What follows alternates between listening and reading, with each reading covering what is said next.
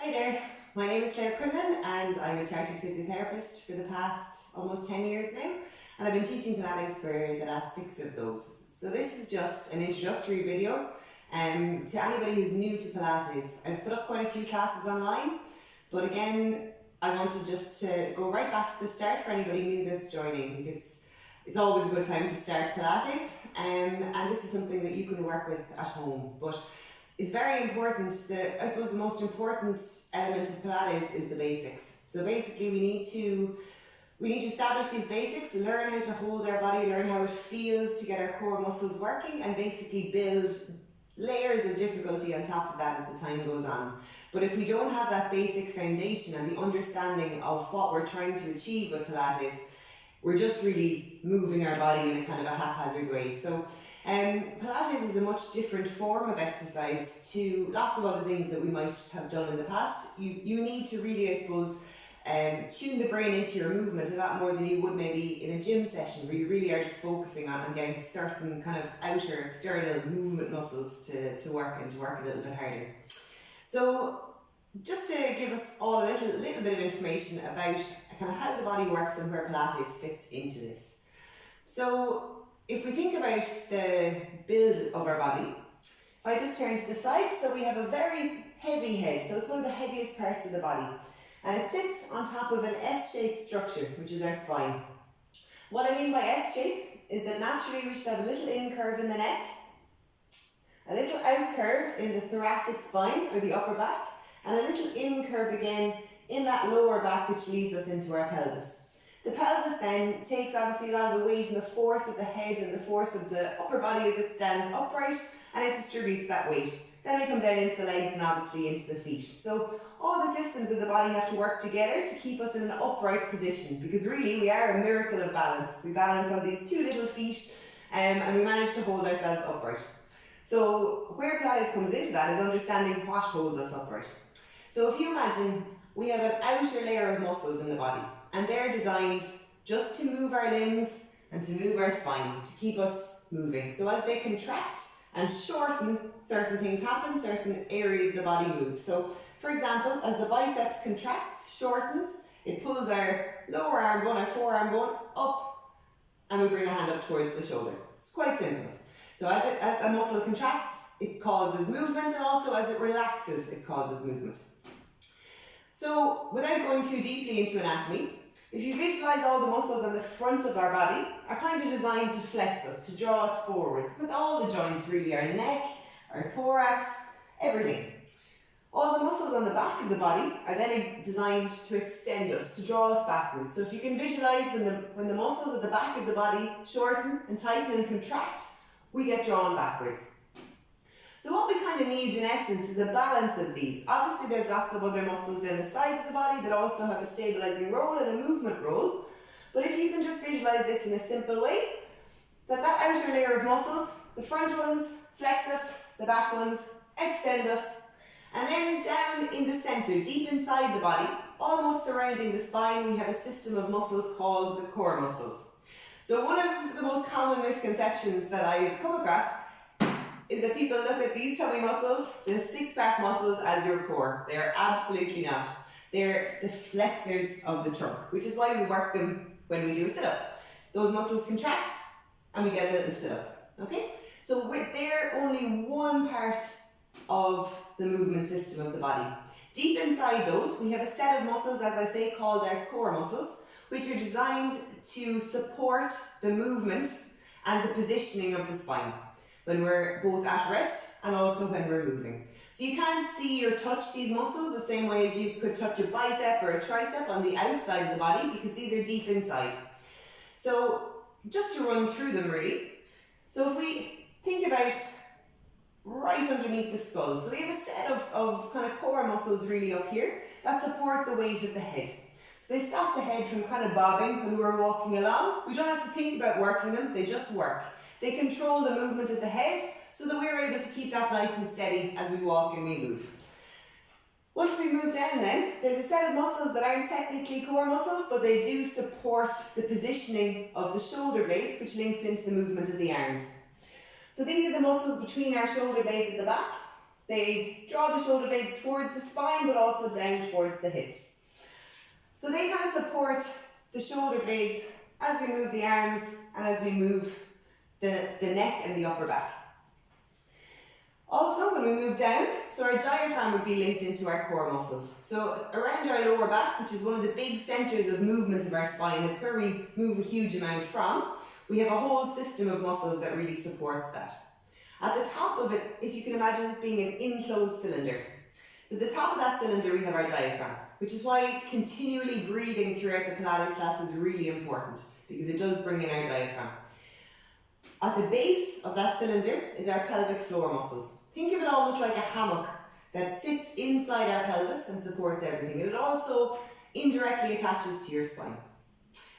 Then at the front of that cylinder is a muscle called, or a set of muscles called the transabs, transversus abdominis. So they basically attach indirectly again, but to the joints at the back of the body, the spinal joints here, and it wraps around the front, deep inside everything.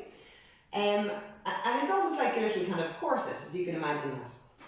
At the back then, between each bone of our spine, we have a system of small little muscles called the multifidus.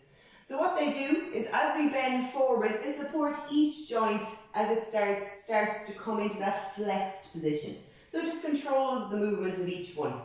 So if you can imagine the core muscles, rather than movement muscles, they're like guide ropes to a tent.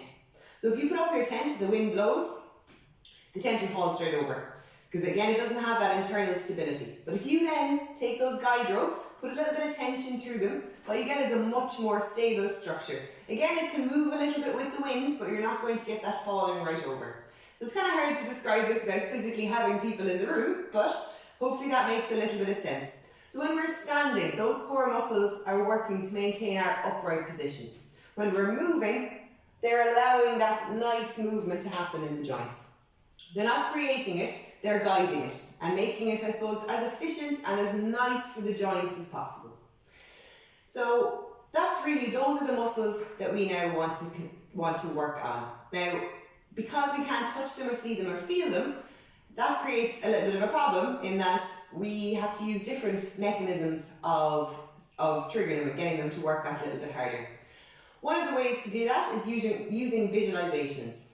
So if we put an imaginary glass of water on top of our head, that's going to cause us to unconsciously, really, if we imagine we're trying to keep it there, that's actually getting our core muscles to work a little bit more because we're thinking about that stability element. We're trying not to let ourselves roll too much side to side or just kind of sway, a natural sway in standing.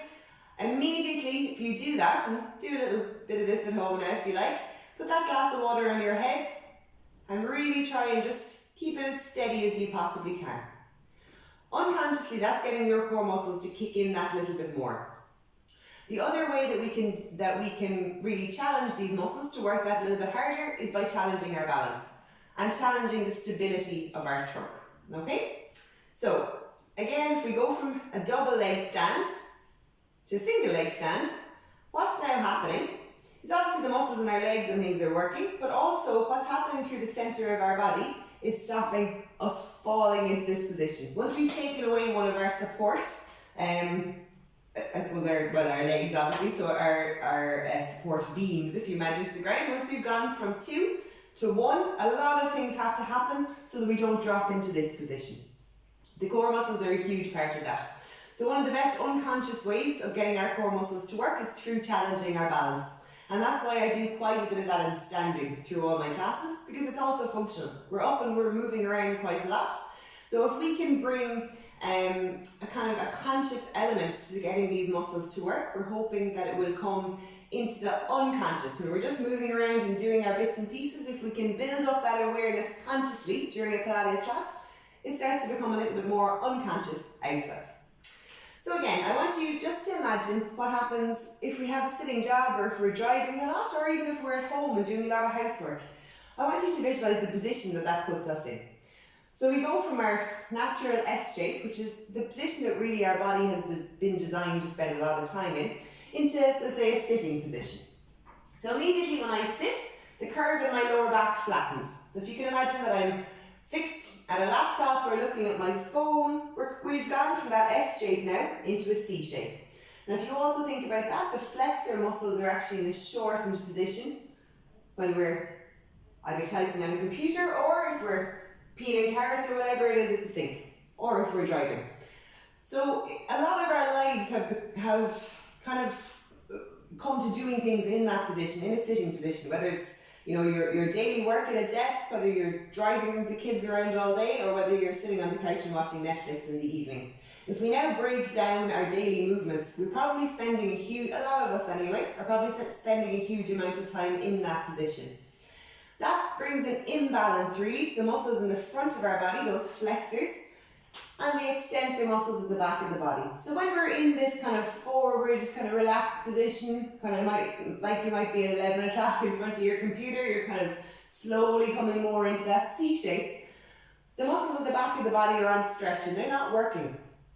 So they can start to weaken over time, and I do see this quite a lot as a physiotherapist. It can contribute to neck pain, to low back pain, because we're not in that lovely balanced setup that our body kind of thrives in and likes to move efficiently in.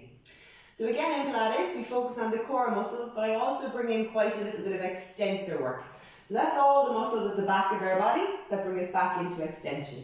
And the reason why I do that is to combat the straining effects of our new modern lifestyle. We've made everything really quite convenient to us, so we need to move less, and we're spending a lot more time in that C-shaped position. So in Pilates, we bring you right out of that. We change our awareness of how we're holding our body, how we're holding ourselves. We try and kind of work around that S-shaped position, no matter whether we're standing, we're lying on our tummies, lying on our backs, or lying on our side, or in 4-point kneeling. We try and maintain that S-shaped position throughout.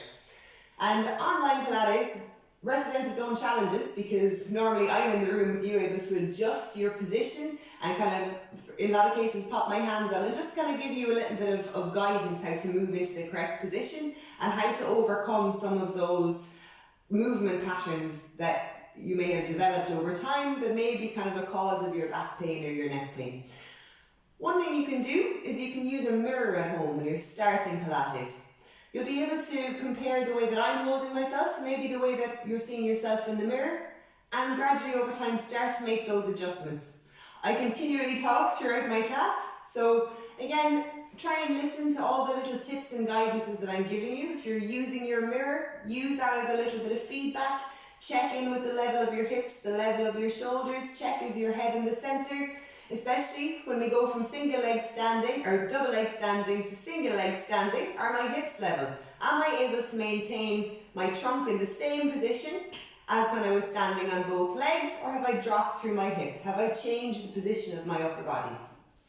Okay, so we'll get going. I just want to go through some very kind of gentle movements at the start. One of the big things that I like to start with in Pilates is starting again to get the ability to move your pelvic area on its own. So we're going to take our hands, we're going to pop them onto our hips. And I want you to visualize that you have a bucket of water between your hands, okay? And we're going to start to see if we can tip that bucket of water forward. So we're going to feel an arch developing in our lower back, and like the pelvic bucket has tipped forwards. Then we're going to tuck the tailbone underneath and see if we can think about tipping that bucket of water backwards. And just slowly moving from one to the other. So even trying to get the movement here to start with. And now I want you to think about the upper body.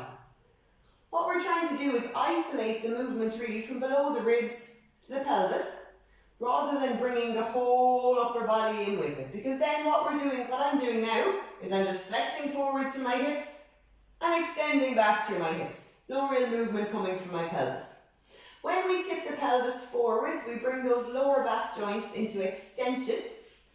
And when we tuck the tailbone underneath, we're bringing them into flexion and opening them up.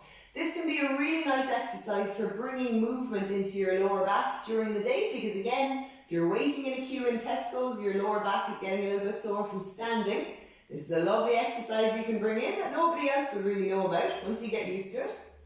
So again, we're just going to roll backwards. Think about spilling a little bit of water out of the back of that bucket then, as you tuck the tailbone under, and then rolling the pelvis forwards, spilling a little bit of water out of the front of the bucket. We'll just do a few more. Each time, trying to keep the length in the body as you do it. And what I mean by that is not crunching forwards with the upper body as you tuck that tailbone underneath. What you're going to start to feel is as you tip that bucket backwards, you get the sense that you're drawing your pubic bone to your belly button. And you're going to start to notice the feeling of those lower tummy muscles working. So again, keep going a few more times. So this is the basics that we're going to build everything else on in Pilates. So do try and have the patience and give all this a little bit of time.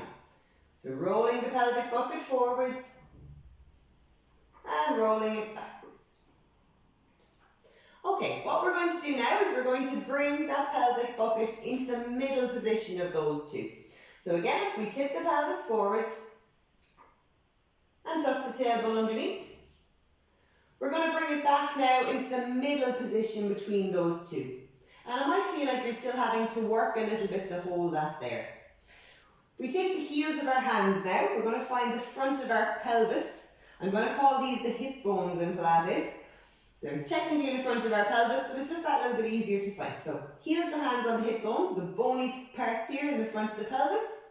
And then we're going to take the tips of our middle fingers and we're going to find our pubic bone. Okay, so that's just that lower bony part here between the legs. And you're forming a little kind of triangle in the lower part of the tummy. So we're going to come back and we're going to do that same pelvic bucket tilt again. This time as we tip the pelvic bucket forwards, you're going to feel the pubic bone move back. Hip bones move forward. And now as we tuck the tailbone underneath, you're going to feel the pubic bone push forwards into your fingers and the hip bone move back. Again, one more time. Rolling the pelvis forwards, feel the pubic bone move back. Roll it forwards, or roll it backwards, feel the pubic bone move forwards. We'll set the pelvis now into the middle position again between those two. Now what I want you to look for is that those 3 points are in the same plane as you're standing in. So a vertical plane. Pubic bone isn't further forwards than the hip bones, it isn't further back, they're all sitting in the same line. This is your neutral pelvis. And the curve that you now have on your lower back is the curve that your body is designed to move around best, and also where your core muscles, especially those that support the lower back, are able to function most efficiently. So we do all our work in Pilates around this position, in standing, in lying, side lying, 4-point kneeling, whatever it is. This is the position we want to find. Now from here, we're going to build the positioning of the rest of the body. So keeping the pelvis in this position, I want you to put an imaginary hook on the top of the back of your head. So back here, like you had a bun sitting on the top of the back of your head. And I want you to imagine there's a string connected to that. It can help to close the eyes. And visualize yourself being drawn to the ceiling, through the crown of the head, through that little string in the hook. And just feel yourself gaining that extra little bit of height, little bit of length, or if you can imagine, even a little bit of space between the joints of the spine as you lengthen upwards. From there, we're going to roll open the collarbones, so widening the chest in front, and let the shoulders drop down from the ears. So you should be feeling like there's little bits of work happening in the body now to maintain this position. So maintaining this is one of the hardest parts of Pilates. You're not just standing there, there's work going on and there's awareness of the positioning of the body. I want you to notice now the weight should be sitting mainly into your heels rather than forwards onto your toes. If again it's sitting forwards onto your toes, it means that your head is probably sitting quite forwards of the body. So I just want you to explore that and work around that at home. So again, opening up the collarbones and setting the head so that you feel the weight coming a little bit more back into the heels. Not to the point that your toes are lifting, but just the weight should be centered really in your heels, but just a little bit through the rest of the foot. So this is your standing position now that we're going to try and work around. And you can feel the muscular work that's happening here already. Okay. So we're going to pop our hands back onto our hips now, keeping our chest open, keeping the body long and the pelvis in that neutral position. We're going to come up onto the tippy toe of the right foot, taking a little breath in, and we're going to switch. Having the hands sitting on top of the pelvis here, just where the hands can slide in on top of the bony pelvis, we're going to try and keep the pelvis as level as we can as we switch the feet underneath. So we're not getting that swinging side to side, the lifting up and down of the pelvis. Good. So unbeknownst to yourself, in order to try and do this, that all your core muscles are having to work that little bit more. Good. Well done. So as we're doing this, I want you to visualize 4 points. Your pubic bone in front of the pelvis, the tailbone at the back, and the 2 sitting bones at each side. And I want you to visualize those 4 points connected by a little drawstring. If you need to stop to do that, absolutely do. And now I want you to visualize gathering those 4 points together, as if you were drawing up through that drawstring and drawing that string right up through the center of the body.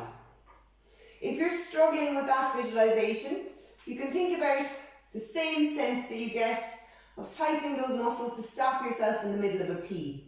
Try to use the drawstring visualization if you can, but if you're struggling with that at the start, gathering together those 4 muscles, or engaging those muscles as if you were stopping yourself in the middle of a P. Good. Okay. What we're feeling for here is now a slight increase in tension underneath the fingertips if we slide them just in from the hip bones. It should feel almost like cling film tightening a little. Good. Keep going. For 5, 4, 3, 2, and 1. Well done. Coming back down onto the flat feet. So again, we'll just roll the pelvis all the way forwards, all the way back, and setting it into that middle position. Just getting used to checking in that those 3 points are in the same plane, standing plane as the body. We're going to bring in the arms now a little bit and focus on the upper part of our core. So, we're going to bring the hands into a dumb waiter position. The first thing I want you to do is just a little bit of an experiment. I want you to kind of keeping the elbows in. I want you to open the arms right out to the side like this. What we should feel, and we can try it again, is that the rib cage pushes forwards when we try and really externally rotate our arms like this. Okay, one more time. Okay, noticing that, I now want you to visualize the 2 areas of the rib cage like a set of curtains. And I want you to visualize closing off those curtains, nice and gently. Remember, we want to keep the breath flowing when we're doing anything in Pilates. So if at any point you feel like you're having to hold yourself so tightly that you can't really talk or breathe, you're trying to use your outer movement muscles to stabilize you from the outside. So go back, take a few breaths, loosen a little, and see if you can go a little bit deeper with that connection. Again, visualize just gently closing off the curtains just a little. We're going to bring back that same movement, but this time we're going to keep the ribs nice and steady. We're not going to let them flare forwards as we open the arms out to the side. Okay, good. We'll do 4 more of these. Exhale as the arms open and breathe in as they come back. Good. Keeping the chest open, keeping that imaginary hook at the top of the back of your head, lengthening you to the ceiling, and the weight is still sitting in your heels. Gently gathering in the 4 points of the pelvic floor again, visualizing them connected by that drawstring. Gathering the 4 points together as if the string is being sucked up into the center of your body. Well done. Last time. We'll bring the hands back onto the hips, and we're going to combine both the arms and that lower area of the tummy and keep that control around the trunk as we start to move the limbs. We're going to come up onto the right tippy toe again, and the left arm comes up just to shoulder height, drop the right hand by the side. We're going to keep that gentle connection of the rib cage now. Taking a little breath in, and on the exhale, we'll switch the legs and switch the arms. Our focus here is keeping that trunk nice and steady. The rib cage is staying connected, not lifting, folding forwards. The trunk is staying steady and trying to lock the eyes at eye level. Bringing the awareness now to the pelvis, that it's staying nice and level, you're not swinging side to side, and start to learn how to feel that and notice it even through movement. For 10, 9, 8, 7, 6, 5, 4, 3, 2, and 1. And coming back down. Last little one in standing. So we're going to move through all the positions briefly today, just to explore how to challenge our core muscles within them. So we'll roll the pelvis forwards and backwards. Now we'll settle into that middle position again, checking in, pubic bone, 2 hip bones, like a flat tray in the same line as the rest of the body. Again, hook on the top of the back of your head, chest rolled open, lovely sense of space between the ears and shoulders. The weight sits in the heels and we've gathered up through the 4 points of the pelvic floor. And we're going to let the body weight just shift over onto the right leg. Keeping again our pelvis nice and level. We're going to come up onto the left tippy toe. I want you to imagine that hook now is drawing you right up to the ceiling as you float that leg, the left leg, either just so the toe is off the floor, or if we can manage right up into tabletop. Checking in that our pelvis has stayed the same level as we've done that. We're going to slowly lower that toe down to touch into an imaginary puddle. And back up again we come. I want you to try and keep the trunk in exactly the same position. This might take a while. You might have to just hover the toe off the floor and use it as a touch down for balance if you need. But that's perfectly fine. Take a little bit of extra pressure off it and drop it back down. And again, what we don't want is to put the weight back down and come back up, so you almost get this kind of momentum. We're going to try and put that imaginary glass of water on the head now as we do this 3 more times. Keeping the body steady as you can, chest open, not letting those shoulders lift up to the ears. Keeping the weight in the heel of the standing leg last time coming up. And set it back down. Right. Shake out the standing leg. We're going to do the exact same thing on the other side. So again, we'll roll forwards and backwards a few times. Set the pelvis into that middle position. Nice neutral curve in the lower back, and again gathering up through the 4 points of the pelvic floor, gently connecting the ribcage. Lengthen up through the crown of the head, let the weight sit into the left heel now, and we'll peel up onto the tippy toe of that right foot. And very slowly, glass of water on the head, pelvis staying level, we're going to float that leg either into toe touch or up to tabletop, 90 degrees at the hip and the knee. And lowering it back down so it's touching into the puddle but not setting back down, and back up we come. If we feel the weight has moved into our toe area of the standing leg, see again if you can lengthen to the ceiling, shift the head position back slightly, that should help. 3, 2, and the last one. Good, and let that leg back down.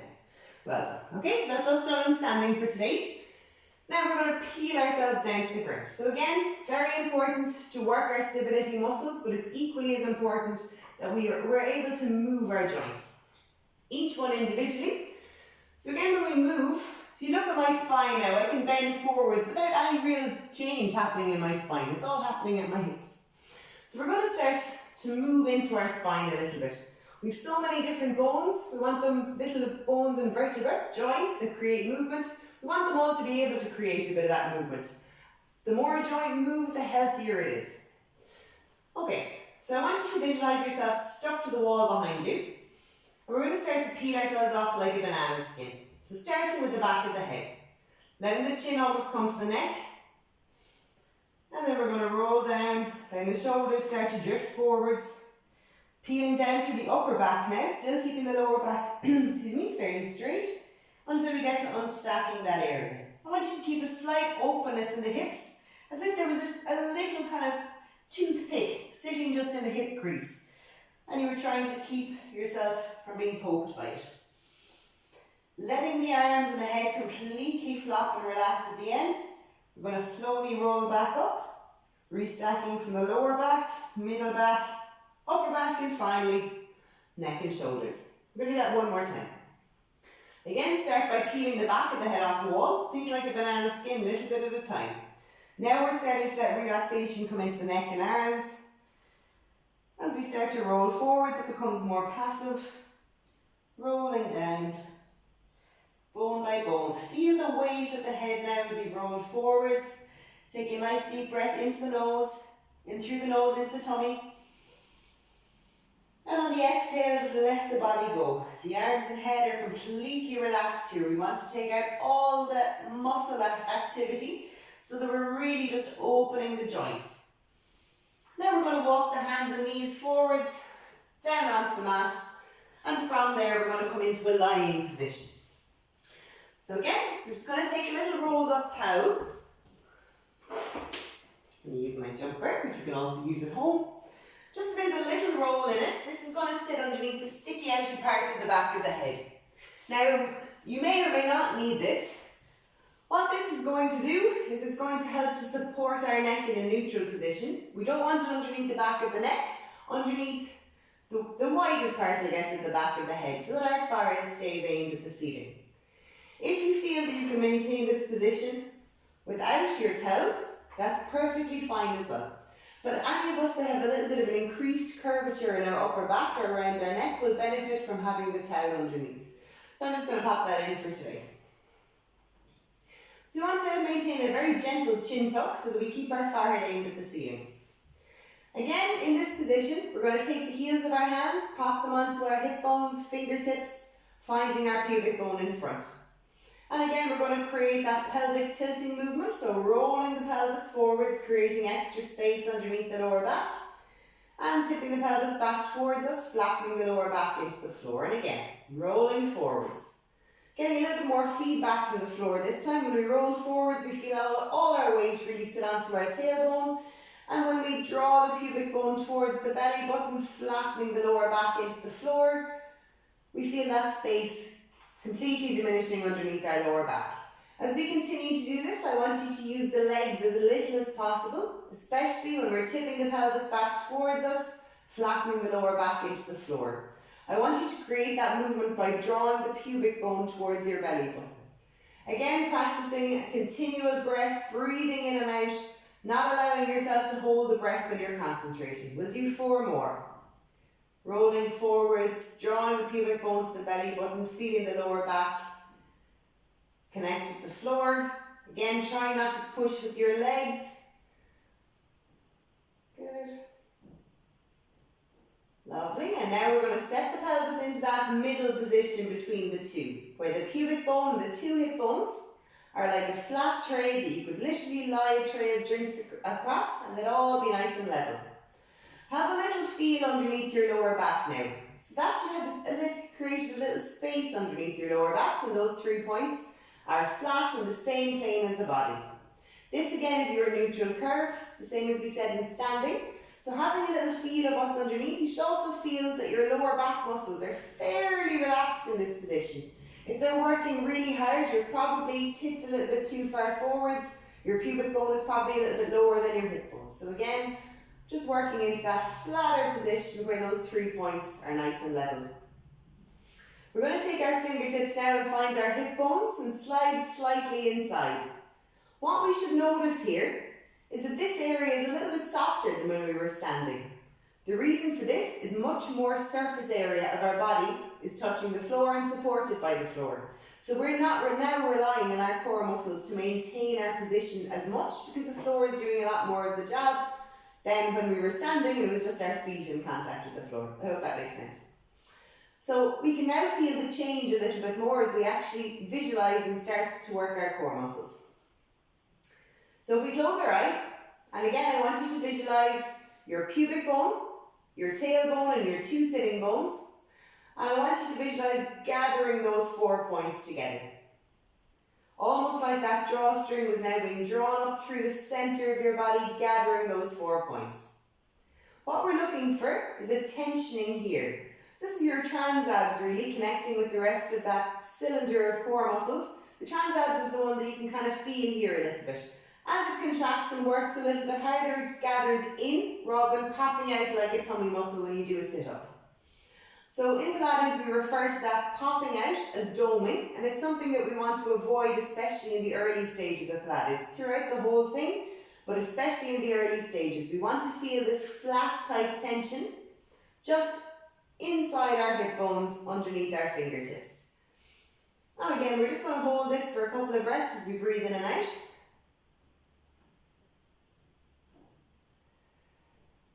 Now, to add to that, I want you to visualize that you are wearing a low pair of hipstery type pants with a little belt around it. The belt is already tight enough to hold up the pants, but I want you to visualize a natural gathering in that you do of that lower tummy area if you were trying to tighten that belt another notch. You're not sucking up and holding your breath. It's a gathering in of that lower tummy area. If you can imagine a little section going from between your pubic bone to your hip bones around the back of the body, I want you to imagine drawing that whole lower cylinder in towards the spine at the centre. Again, just gently. Should be able to breathe freely and have the same kind of conversation as I am. That should lead to a slight deepening of the tension now underneath your fingertips. I want you now to visualise your ribcage, keeping those muscles working, and again add that very gentle closing off, just like you were gently drawing together a set of curtains, and you'll feel a little sense of extra tension developing through the trunk. And just breathing in and out here for a few breaths, trying to keep this all nice and constant, make sure we can breathe freely, and just checking in that we still have that little space underneath the lower back. As we start to move now, we're going to put an imaginary grape in underneath that space, and we're going to try not to squat it or change this position. We want to work for about 95% of the exercises, keeping that neutral curve. Last breath, in and out. Try and keep those muscles working now as we slide the fingertips back onto the hip bones. And we're just going to come into single tabletop. So we're going to bring the right leg up into tabletop and set it back down, and the left leg. What we're looking for here is that the hip bones stay completely level underneath our fingertips. When the core muscles aren't working as strongly as they're kind of designed to, what we'll get is a dip of the hip bone as you on the side that you lift the leg. You'll feel like the pelvis has kind of rolled to that side. So that's what we're trying to counteract by using our core muscles. So just keep going with this for a little while. Starting to bring in the breath. So again, we're exhaling as we bring the leg up.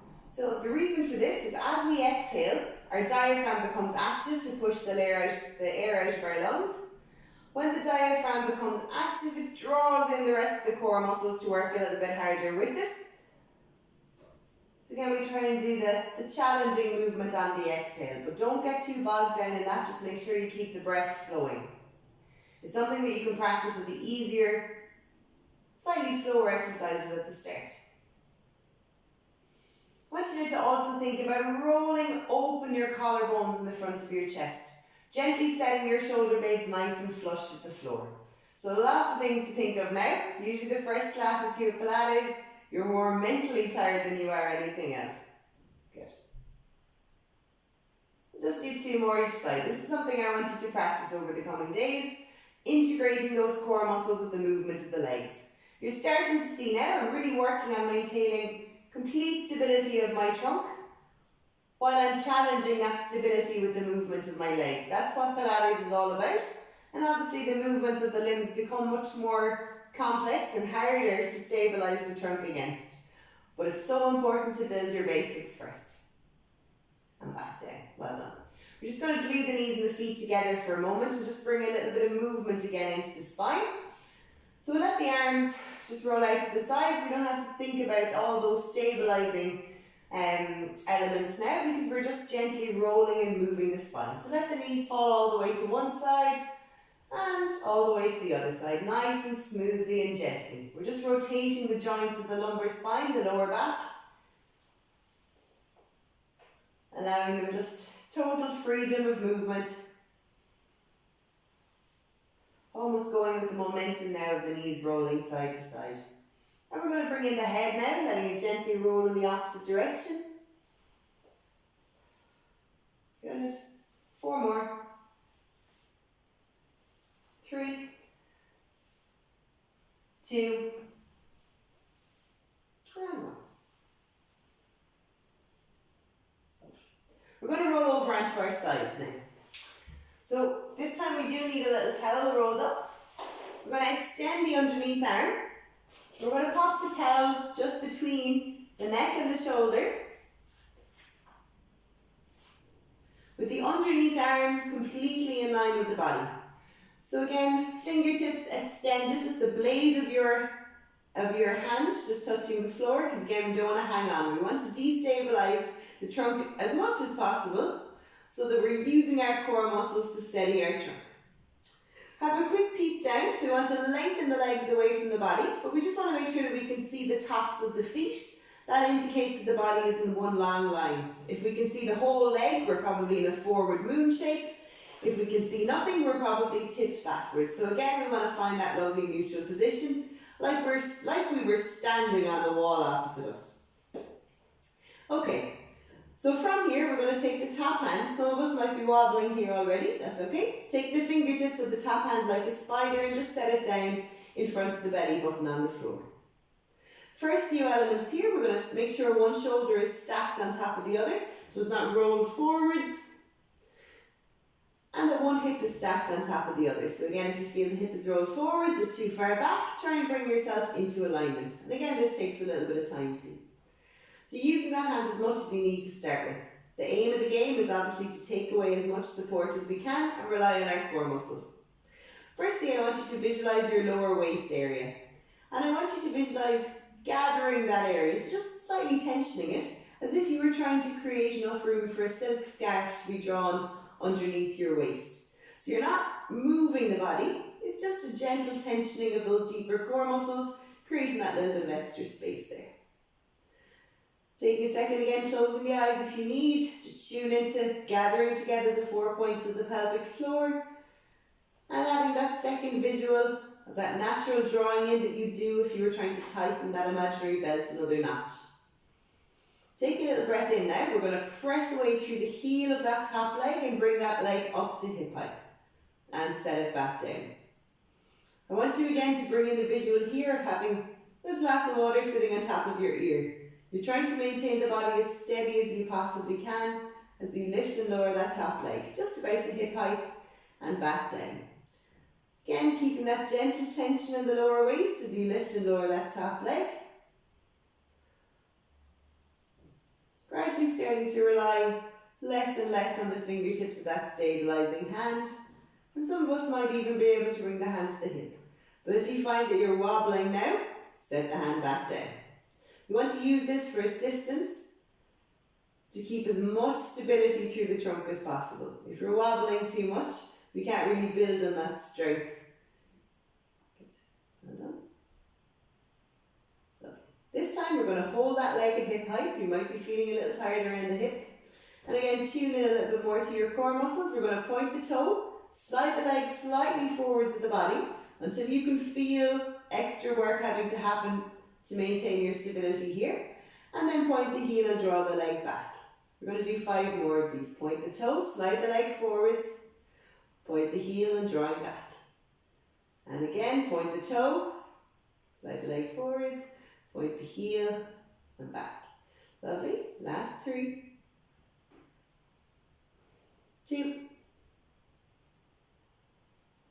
Well done.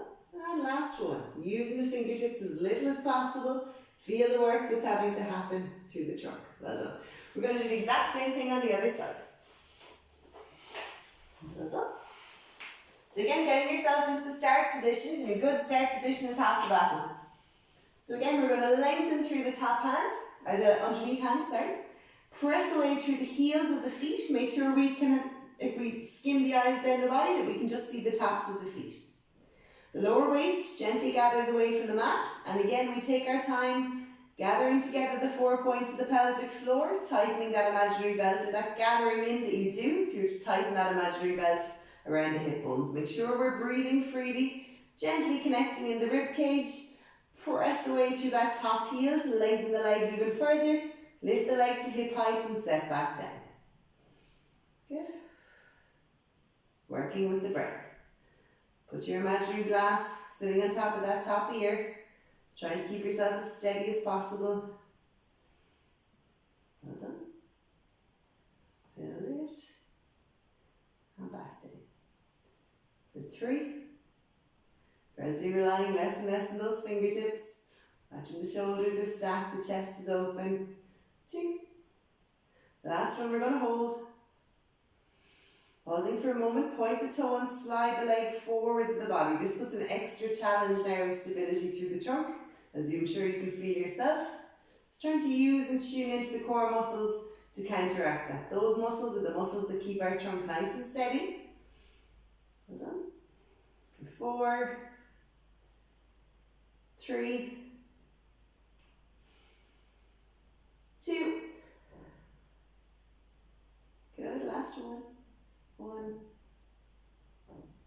And set the leg back down. Well done. We'll probably feel a little bit of work that's happened on the outside of the hip, which is great, what we want. Well done. We're going to roll over onto our tummy now.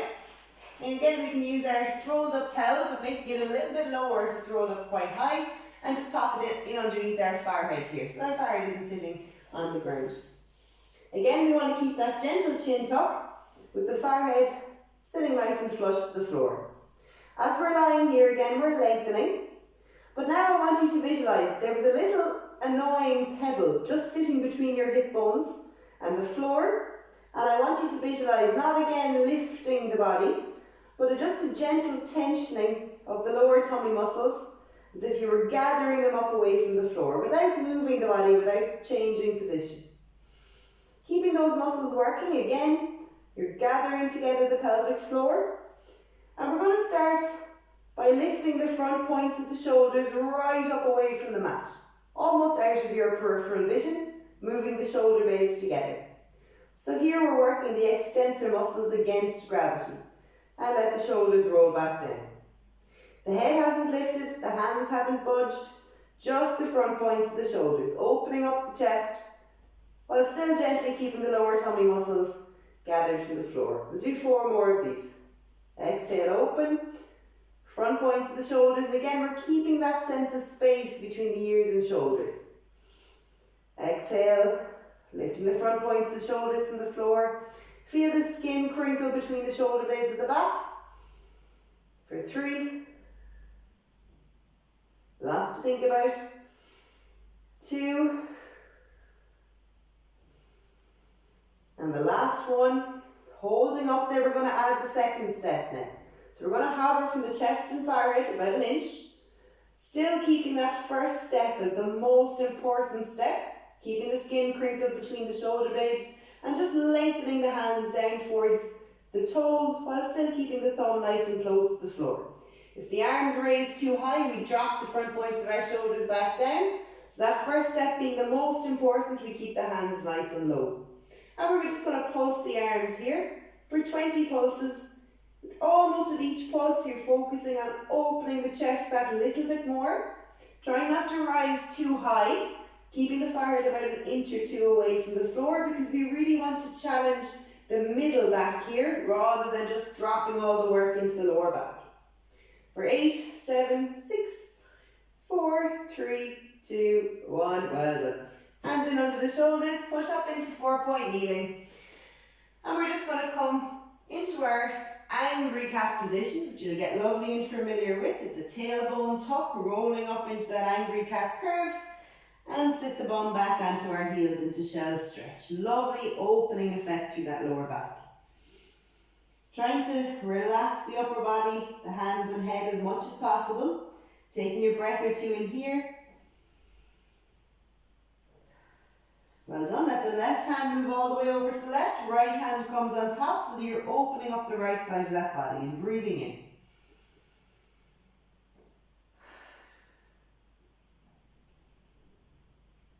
Now let the right hand move all the way over to the right. Left hand on top. Bum stays near the heels. And again, you're opening up the left side of the body now and breathing in. Good. Hands out in front. We'll come slowly up into standing. And we'll finish off with our side bend stretch.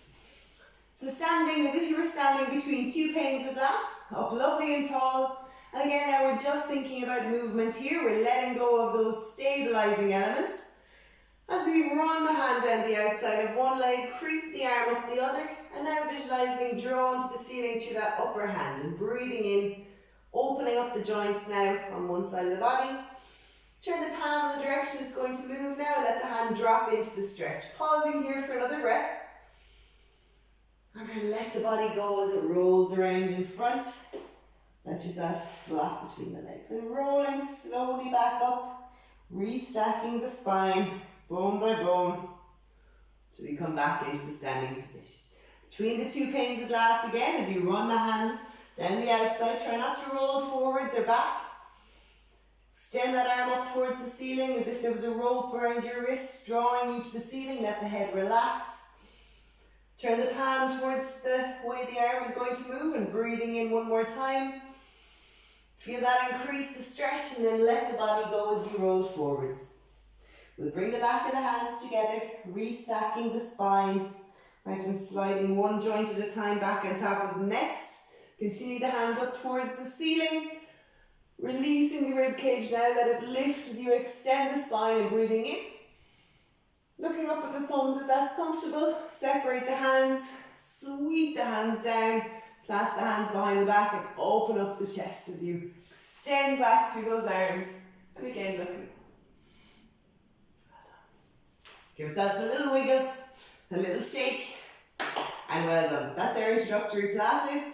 Again, we build on this week on week, but can I encourage you, if you just started Pilates, to work your way through that video until you can really start to feel some of those, some of those pointers that I've put across, and see if you can start to really notice the way that you're holding yourself, the way the body is aligned, and again, finding that lovely neutral position, working with the pelvic tilts. Well done.